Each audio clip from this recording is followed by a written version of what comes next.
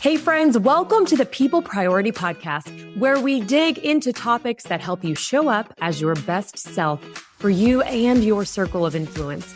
I'm your host, Julie Schneers, a teacher turned speaker, team culture consultant, and leadership growth coach who loves people. Join me here every week for conversations that will motivate, educate, and hopefully just inspire you to grow through the power of communication, connection, and confidence. Because you and your people, you're worth it.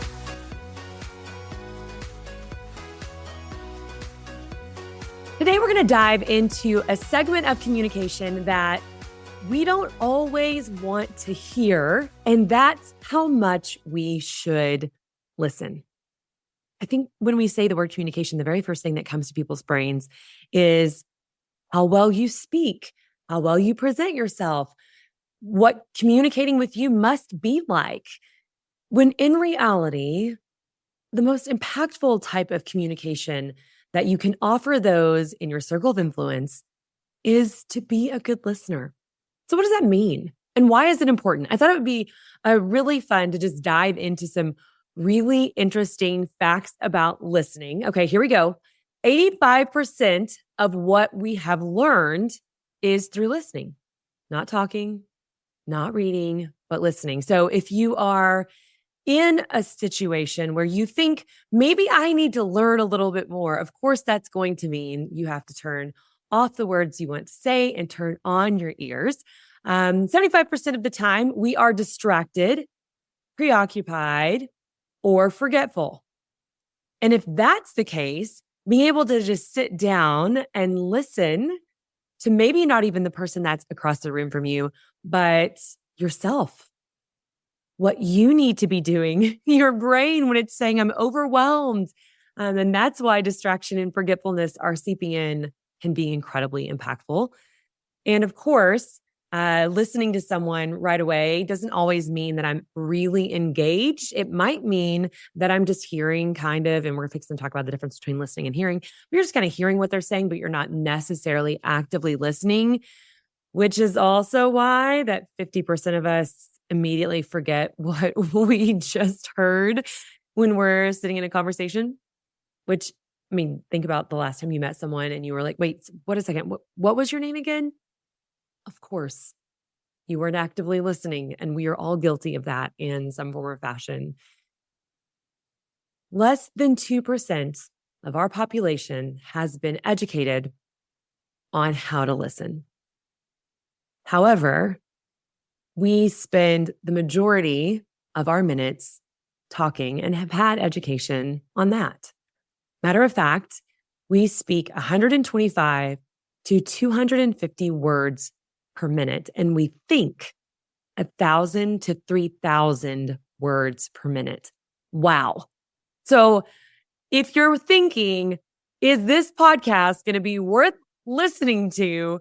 And any of those stats or fun facts resonated with you, maybe give it a listen because you might learn something interesting today. Okay. So of course, I want to start with what kind of message are you sending?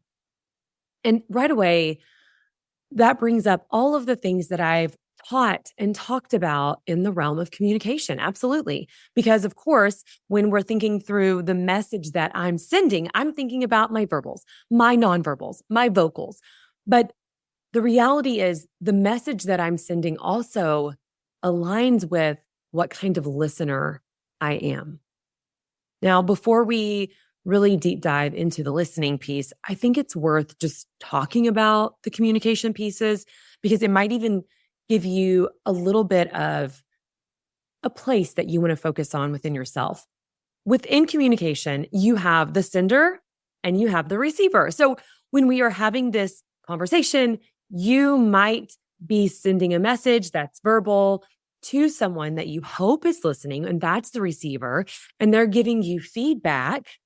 That interaction is communication. And of course, the channel of communication in today's world can vary. It might be verbal because we're having this conversation, but it might be via email. It might be via text. There's more than one channel option. And of course, in the realm of communication, there's always an opportunity for noise. And what I mean by noise is anything that distracts from that communication being successful or as successful as it could be. Noise could be that you and I are having a conversation on the phone and my kid is in the background screaming, of course, making my mind go there and not to what we are talking about. Noise might be that you're sitting in your office at work and you hear a bunch of noise outside your office door because there was an accident in front of your building. That absolutely would be noise. But noise can be anything that distracts us. Noise might even be that you just got out of the car with your kid and you guys had a little bit of a blowout prior to dropping off at school. And now your brain cannot think through the conversation you're supposed to be involved in on your Zoom call. That could be noise. Now, even in that example, we've talked through, I'm sending you a message to someone I hope is listening. 50% of that back and forth, if I'm having a conversation, is going to be listening. But it's very easy for us to go, okay, but I need to tell you something and not take a moment to listen. Now, when we break down communication, like the 3 codes of a message, verbal, nonverbal, and vocal, we've done this before. I know verbal is what you say, vocal is how you say it. Nonverbal are all of the incredible other pieces that go along, like your gestures and your body language and your eye contact, your appearance, your facials, your proxemics and haptics. Those are all nonverbal communicators. But how does that play into listening? Now, here's something you don't always consider in the realm of listening. There are also multiple pieces to being a good listener. And we're going to break that down into the head, the heart, and the body. So when you are listening to someone, how do you listen? And before we break that down, I'm going to help you in the 2 most basic ways of listening that I think resonate with everyone. And I know there's a deeper dive you could take here, but we are talking in our everyday lives. There is hearing and there is listening. Hearing is passive and listening should be active. Hearing might be that I heard the wreck outside my office, that I heard my kids downstairs. Listening is, I'm in the middle of a really important coaching call. And although I can hear the fan moving in my office, I'm not engaged with the fan. I am actually actively listening to my client on the call, right? And I love to say, listen from the back of your head. If you've been in a time where I did a workshop on this with me, I love saying, listen with the back of your head and watching people's faces because they're like, okay, maybe she doesn't know what she's talking about. It's very strange thing to say. But if I'm saying to you right now, listen with the back of your head, what I'm telling you is everything is engaged. That I'm thinking about listening to you, that I'm using my eyes to link to your eyes, that my mouth isn't moving because everything is engaged, not in what I want or what I think or what I might need to do, but only in you. So really, when I say listen with the back of your head, I am saying put your whole heart into it. Put your whole brain into it. Pay close, active attention to what the person in front of you or on the other line or on the other side of the Zoom call is saying. Now, my favorite question is just to ask, how well do you sit in the listening space? Because it makes our mind think, okay, the last conversation that I had, do that right now. Think about the last conversation I had, whether it was on the phone or in person. How well did you sit in the listening space? What does it mean to sit in the listening space? When someone is having a conversation with you and you're trying to think about what you're going to say next, you are not thinking or listening with your whole brain. You are thinking what you want to say next. That active listening is kind of a muscle you have to work. So sitting well in the listening space means that you hear everything that person has to say before you decide how to interact and what you're going to say next. And a really terrible habit of a bad listener is to be interrupting in your brain, even if it's not out loud because you've groomed yourself not to interrupt out loud, but to interrupt in your brain that conversation to share what you think about what they're still saying. You have to turn off your desire to interrupt, not just verbally, but also non-verbally, so that you can hear them and truly listen. A fun hack to being a better listener is matching energy. Now, what I mean when I say match energy, that is when you have someone come at you with a really great energy because they're really excited about something and you are sitting there like it's a waste of your time to hear from them, that is not matching energy. Now, if you have somebody come to you and they sit very sad or solemn, or maybe they're just not exactly chipper and you're a really chipper personality, that also cannot play well in the conversation. So you don't want to match someone just to be like, I'm going to be sad and mopey because you're sad and mopey. I don't mean that, but I do mean be aware of the person that's having this conversation with you enough that you can show up for them, maybe the way they need you to show up for them. So if they're excited about something, being able to go, oh my goodness, I'm so excited with your nonverbals and your verbals and vocals, definitely feels like they see me and hear me and they care about what I am sharing. Now that matching energy hack,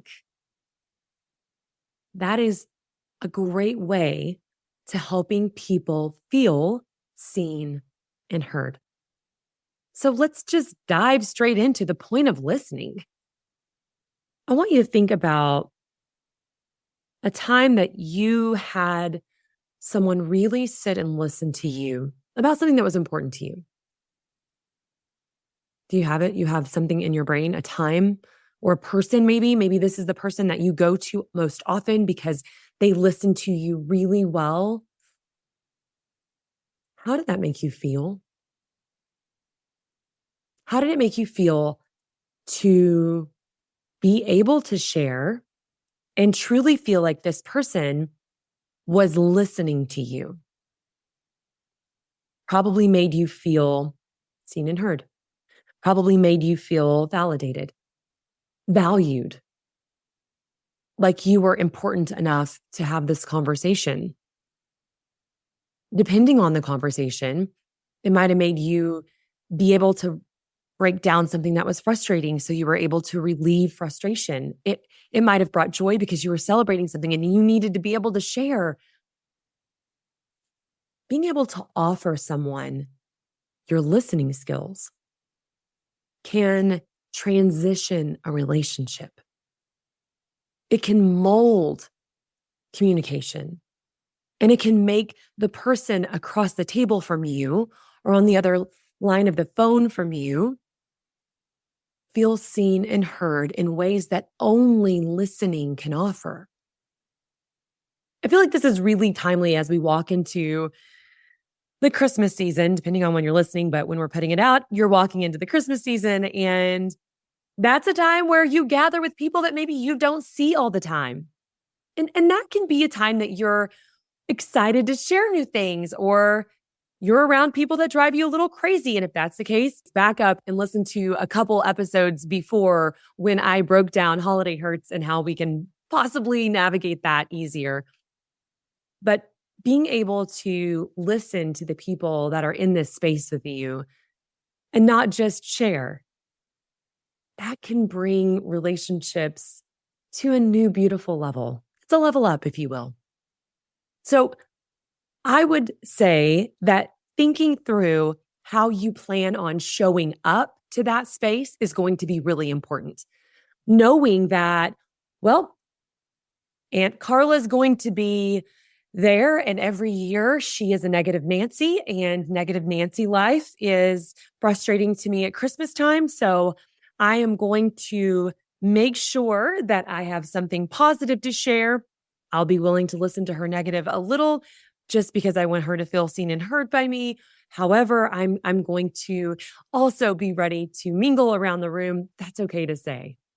It's also good to say, I'm really excited about all these things, but I'm going to be really intentional about asking my cousin how she's doing.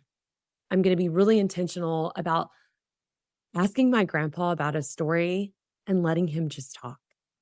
Because those listening skills, that energy match, that sitting in the listening space is a beautiful gift to be able to offer. And I think around holiday season, it's easy to get caught up in how much you want to share and talk and not listen.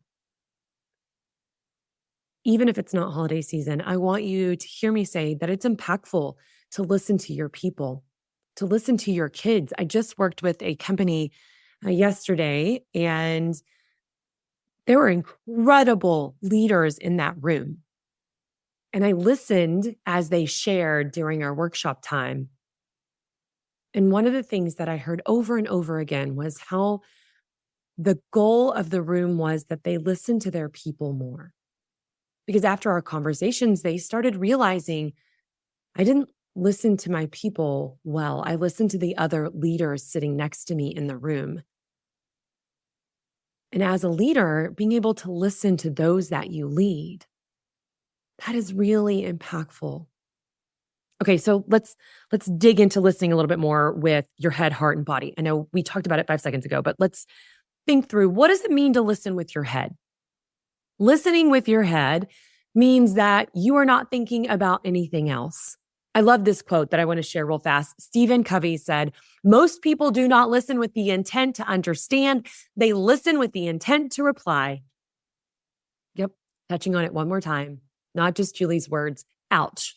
If you are listening with the intent to reply or the intent to complain, then you are missing out on what we're sharing here. You're missing out on the opportunity of the gift that your listening could bring. Listening with your whole head means that you are not thinking about, what am I going to say next? You're thinking about what they're sharing and how well you understand it in case there's a question you want to ask. And listening with your head also means that you might gather more information and then have better curious questions that are open-ended to ask, that are based off of what they said, not what you think. Being able to ask questions that are based off of what's being shared is crazy impactful and something that we do in coaching all the time. Okay, I'm hearing you say this, and this. Wow, tell me more about the first thing you shared, or tell me more about the new business. That must be so hard. How are you coping with that? Being able to ask questions that link to what they are saying and not just what you think about what they're saying is beautiful. But the example I just shared also links to the heart, because we're listening with our head, not to combat them or offer our 2 cents, because that's not the point of listening. We are listening to what they share, which also means if we can listen with our heart, we are also paying attention to how that must make them feel. We're listening to the feelings that are not just the words they say. When I was coaching in the interp and acting world, we'd say subtext. The subtext is what's between the lines. When an author writes something, it's not just the words on the page, it's the intention behind it. It's the heart behind it, right? It's what's not written and how you perform it. But we do that every day. That's just a way to link into a character. But when you're speaking from your heart, when you're sharing what you're going through, you might be saying words, but your heart has a feeling attached to those words. So even if your words are, "I'm fine. I've been busy, but I'm fine," your heart can totally tell that there's more to that story, right? So being able to even ask questions that link to what you're listening to in the heart parts, that your heart can feel from their words, from the way they say it, and not just what they're saying. So now we've broken it down to verbal and vocal again. Remember in the beginning, we talked about the 3 codes of a message. When I'm communicating, there's what I'm saying, there's how I'm saying it, and then there's my nonverbal communicators, which links to body. So we've listened with our head, we've listened with our heart. I also encourage you to listen with your body and pay attention to their body. Listening with your body means that you're not fidgeting. Listening with your body means that you are in. And listening to their body means you're watching. You're watching their nonverbals. You're watching their facial expressions. You're watching their body language. You're watching the shift in their shoulders that carries the tension of the thing that sits in their heart because of the words they said, right? Now you're putting this into like holiday conversations, but I also hope that you're putting that into work conversations. When someone comes into your space and needs to share with you, and you're trying to listen to what they're saying, listen to the words they say with your head, listen to the heart, the feelings behind what they're saying with your heart, and listen to what their body is sharing. And make sure you're putting your body into your listening. Your head, your heart, your body, that's what makes you an incredible listener. And being a good listener makes you an incredible leader. And it also makes you the kind of person that people want to be around. If you are the kind of person that dominates conversation, you might ask yourself how you can step back in that conversation. And we all know that person. Matter of fact, I have a person in my brain right now that is the person that, man, making a phone call with this individual is going to take me a lot of time, because when I say, okay, I've got to go, I've got a meeting coming up, they aren't going to listen. And being able to have a conversation with them means that I better just buckle in for a lot of listening, no matter what kind of time I have, because they're going to talk the whole time.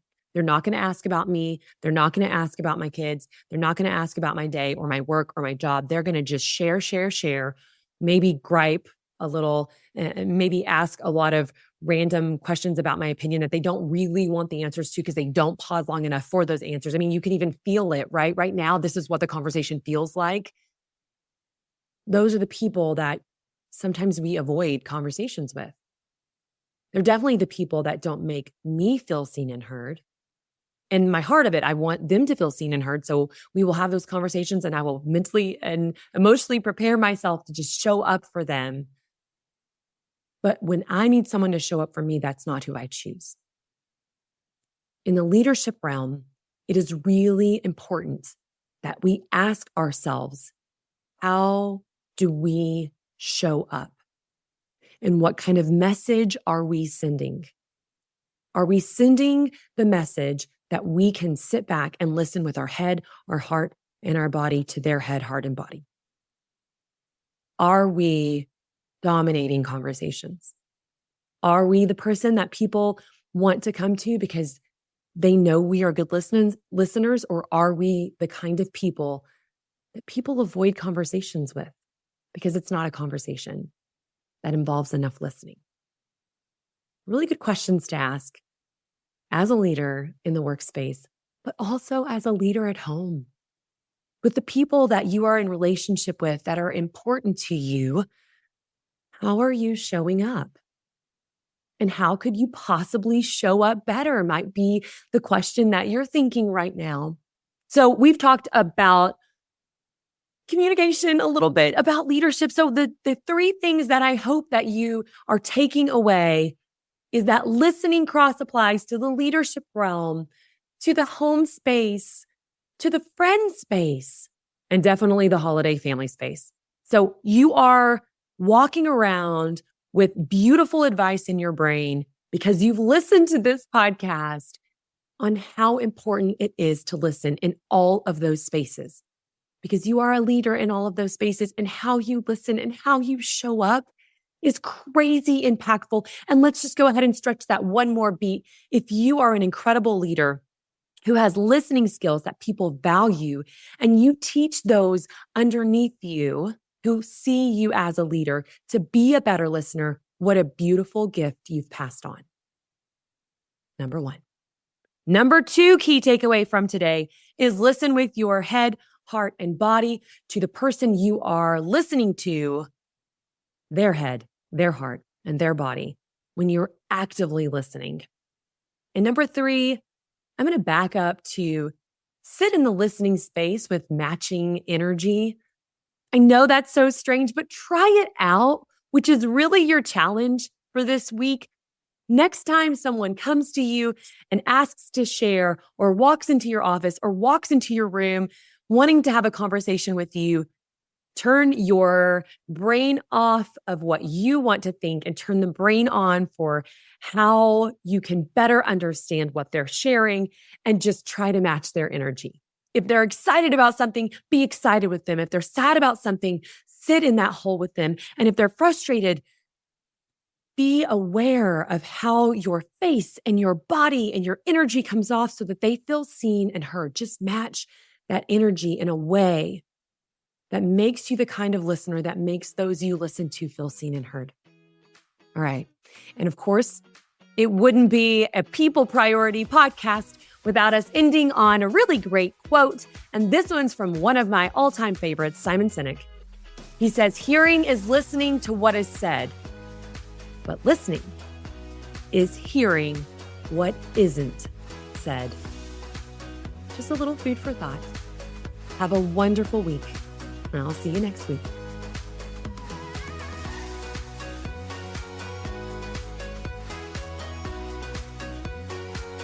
Hey, thanks for listening and being my people. I hope you enjoyed this episode, and if you did, hook me up with a 5-star review. And as always, don't forget to subscribe to the People Priority Podcast so you don't miss out on more tips, tricks, and important reminders. I'll see you next week.